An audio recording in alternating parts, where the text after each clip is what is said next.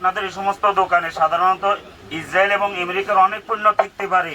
আজকে থেকে নিজ উদ্যোগে আমরা স্বেচ্ছায় আমরা অঙ্গীকার করি যে ইসরায়েল এবং আমেরিকার পণ্য আমরা বিক্রি করব না, যতদিন পর্যন্ত তারা আমাদের মুসলমানদের উপর আক্রমণ বন্ধ না করে আমরাও তাদের পণ্য বিক্রি করব না।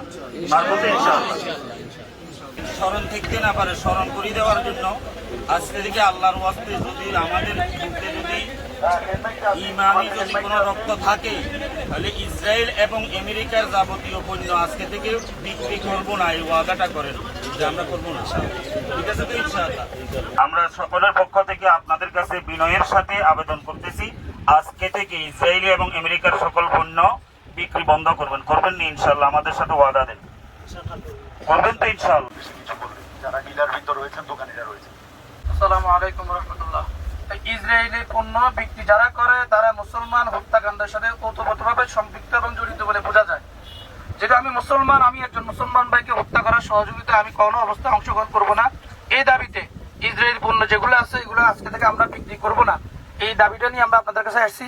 আজকে থেকে ইসরায়েলি পণ্যগুলো যেগুলো আছে এগুলো বিক্রি করবেন না এবং সামনে ইসরায়েলি কোনো পণ্য আপনারা আনবেন না।